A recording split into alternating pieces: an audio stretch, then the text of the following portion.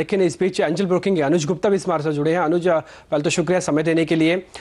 अब पहले तो मैं यही समझना चाहता हूं, अगर कोई आज निवेश करना चाहता है सोने में, क्या ये उम्मीद करके चले, जो भी आप कारण यहाँ पे समझना चाहें, क्या मेरे को अच्छे रिटर्न मिलेंगे? अगर नहीं भी मिलते तो कम से कम मैं सेफ एंड पे जरूर रहने वाला हूं।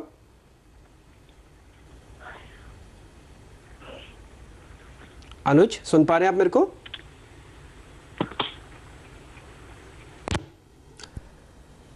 लगता है अनुज से इस बीच से हमारा संपर्क टूटा, लेकिन ये बात बिल्कुल तय है कि इस बार सोने ने जो रिटर्न दिया है वो काफी शानदार रहा है बैंक एफडी के मुकाबले और शेयर बाजार के मुकाबले। अनुज से लगता है इस बीच हमारा संपर्क जुड़ा है वापस।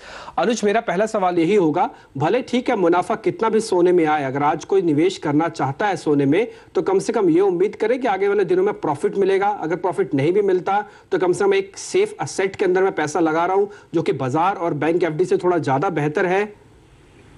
डिम्पी जी, इससे पहले आपको और आपकी टीम को अक्षय तृतीया की हार्दिक शुभकामनाएं। बिल्कुल, आपको भी। अगर हमने देखा है कि गोल्ड ने करीबन 16% इस साल के स्टार्टिंग के 3 महीने में एक रनअप दिया है।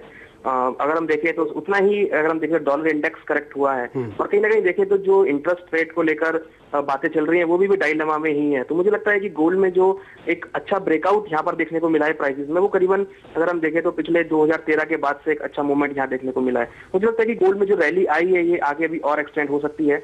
हालांकि अगर हम देखें तो भाव अभी जो है थोड़े से हायर लेवल्स पे हैं, बट मुझे लगता है कि जिस तरह का ट्रेंड बना है और जिस तरह के फंडामेंटल फैक्टर्स आ रहे हैं, हमने देखा तो लास्ट वीक भी जो यूएस की डाटा आए थे वो इतने स्ट्रांग नहीं थे। कहीं ना कहीं अगर हम देखें तो यूएस की जो इकोनॉमी है अब कहीं ना कहीं एक क्वेश्चन मार्क में आती हुई दिखाई दे रही है। इवन अगर हम यूरो जोन की बात करें तो वहां भी कहीं ना कहीं प्रॉब्लम बनती हुई नजर आ रही है। तो मुझे लगता है कि गोल्ड के जो लेवल्स हैं ये भी अट्रैक्टिव है इन्वेस्टमेंट करने के लिए। हालांकि जो टाइम सिनेरियो वो कम से कम उनको 1 साल का रखना पड़ेगा, क्योंकि अगर हम देखें तो पूरे साल काफी सारे इवेंट्स होते हैं, इंटरेस्ट रेट का इवेंट भी है।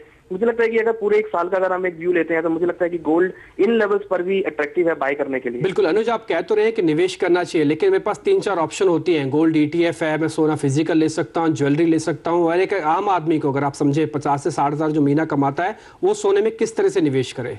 और देखिए, हर कैटेगरी जिनकी इनकम है, कैटेगरी वाइज अगर देखें तो उस टाइप से मार्केट में ऑप्शंस अवेलेबल हैं। मींस जो लोग एसआईपी करना चाहते हैं उनके लिए गोल्ड ईटीएफ है, जो लोग ट्रेडिंग करना चाहते हैं उनके लिए एमसीएक्स गोल्ड फ्यूचर्स अवेलेबल हैं, जो लोग इन्वेस्टमेंट या फिजिकल में करना चाहते हैं उनके लिए ज्वेलरी है या फिर बुलियंस की मार्केट है।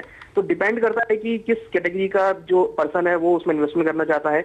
मुझे लगता है कि जितने भी ऑप्शंस हैं सबके जो प्राइसेस हैं वो गोल्ड के अकॉर्डिंग ही मूव करते हैं। और हमने देखा है कि अगर हम अभी भी करंटली देखें तो गोल्ड का भाव फिजिकल में भी हाइस पर है, ईटीएफ में भी देखें तो सारे ईटीएफ के गोल्ड की जो है वो सब टॉप पे चल रहे हैं। तो मुझे लगता है कि जो भी इन्वेस्टर है उसको पहले ये डिसाइड करना होगा कि वो किस टाइप की इन्वेस्टमेंट करना चाहता है, उसके अकॉर्डिंग सारी ऑप्शंस मार्केट में अवेलेबल है, वो उसके अकॉर्डिंग इन्वेस्टमेंट कर सकते हैं। ठीक है अनुज, शुक्रिया आपका कार्यक्रम में जुड़ने के लिए, बताने के लिए कि किस तरह से निवेश किया जा सकता है। नीरज और इंदु, आपका भी शुक्रिया कार्यक्रम में जुड़ने के लिए, सब तमाम जानकारी देने के लिए। वही अक्षय तृतीया के मौके